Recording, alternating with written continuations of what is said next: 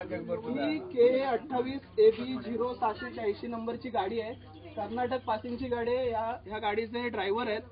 हा आम्ही आता लोहारवाडी कळजुंडी फाट्यावरती आहोत.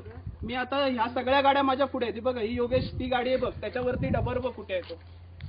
या अशा सगळ्या ह्या रांगेत गाड्या आहेत. ह्याच्यातून रोज एवढ्या मोठ्या प्रमाणात, ही आजची गोष्ट नाही, रोज इतक्या मोठ्या प्रमाणात ह्या गाड्यातून दगड वाहून नेला जातो. आणि आता मी या रस्त्यावरून तिकडून येत होतो पोलिसऱ्याकडून. माझ्या पुढे ह्या दोन गाड्या होत्या, यातला एक दगड ह्या गतिरोधक वरती पडला. नशिबाने मी कार मध्ये होतो म्हणून वाचलो. महिन्याभरापूर्वी असाच एक घटना इथे रिंगीवाडी फाट्यावरती झाली. एका मुलाच्या डोळ्यावरती बरोबर दगड बसला, पण त्याची चर्चा झाली नाही. या सगळ्या गाड्या जर तुम्ही बघाल तर या सगळ्या कर्नाटक पासिंगच्या गाड्या आहेत. याच्या गाडीवरती कुठेही ताडपत्री नाही आणि ही 100% ओव्हरलोड गाडी आहे. 15 दिवसापूर्वी प्रांतानं पत्र दिलं या संदर्भामध्ये की या निवळीपासून हातकंब्यावरती जी मालवाहतूक केली जाते त्या मालवाहतुकीवर कोणाचंही नियंत्रण नाहीये. आता मुद्दा असा आहे की आरटीओचे नियम ह्याच्यात नक्की कुठे आहेत. खुलेआम ओव्हरलोड वाहतूक केली जाते, कुठलीही त्याच्यावरती ताडपत्री नाही, कुठलीही प्रिकॉशन नाहीये. लोकांचा जीव गेल्यावर आपण या ठिकाणी पंचनामा करायला येणार आहोत का, म्हणून आता मी जयगड पोलीस स्टेशनचे पी आहेत पाटील साहेब, त्यांना कॉल केलाय, त्यांना या ठिकाणी बोलवलंय. मला याच्याशी काही देणं घेणं नाही. ही गाडी कोणाची, याचे मालक कोण आहे. माझा मुद्दा इतकाच आहे की या रस्त्यावरून जाताना जीव मुठीत घेऊनच जावा लागतोय. आणि परवा पत्रामध्ये देखील मी प्रांतसाहेबांना हेच सांगितलं होतं की निवळी ते हातकंबा रोड हा सर्वसामान्य लोकांच्या मृत्यूचा सापळा बनलाय आणि प्रशासनाचं पूर्णपणानं दुर्लक्ष या गोष्टीवरती. तुम्ही जर रांगेत या सगळ्या गाड्या बघा, योगेश या गाड्या दाखव सगळ्यांना.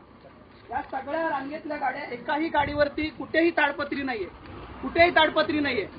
म्हणजे आम्ही त्या पद्धतीनं दररोज जीव मुठीत घेऊन इथून चालायचंय का. आणि हे असं काही प्रशासनाचे नियम आहेत का की बाबा या संदर्भामध्ये कुठलेही नियम या ठिकाणी पाळायचे नाहीत. आज 15 दिवस झाले या ठिकाणी, पण एकदाही प्रांत ऑफिसमधून संपर्क झाला नाही, आरटीओ ऑफिसमधून संपर्क झाला नाही, ना पोलीस स्टेशनमधून. म्हणजे दुर्घटना झाल्यावर सगळं प्रशासन जागं होतं, पण दुर्घटना व्हायच्या आधी आम्ही काही काळजी घेणार आहोत का. या रस्त्याला आम्हाला खड्डे पडलेले आहेत.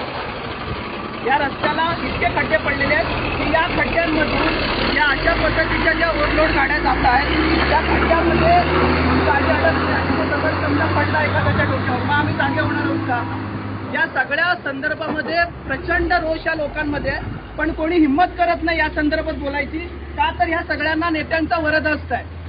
माझा जीव गेला तरी चालेल, मी कोणाला घाबरत नाही. माझं म्हणणं इतकंच आहे की जर तुम्हाला धंदा करायचा असेल तर प्रामाणिकपणे नियम पाळून तुम्ही धंदा करा. आम्हाला धंद्याला विरोध नाहीये, पण ही गोष्ट कुठेतरी थांबली पाहिजे आणि प्रशासनाने याची दखल घेतली पाहिजे. आज कित्येक दिवस झाले त्याला कोण त्याच्याकडे बघायला तयार नाहीये. 15 दिवसामध्ये प्रांत ऑफिसला एकदाही वेळ भेटला नाही का की नक्की कशासाठी हे सगळं चाललंय. तर या संदर्भामध्ये आपण सर्व नागरिकांनी जागरूक झालं पाहिजे आणि या गोष्टीवरती आवाज उठवला पाहिजे असं मला प्रामाणिकपणे वाटतंय. आज या ठिकाणी मी बोलतोय का तर माझ्या बाबतीत ही घटना झाली म्हणून, पण येणाऱ्या काळामध्ये ही घटना प्रत्येकाच्या बाबतीमध्ये घडू शकते. या ठिकाणी आता आपलं पोलीस प्रशासन देखील आलेलं आहे. मी त्यांना धन्यवाद देतो की त्यांनी तात्काळ दखल घेऊन या ठिकाणी सगळी मंडळी आलेली. धन्यवाद.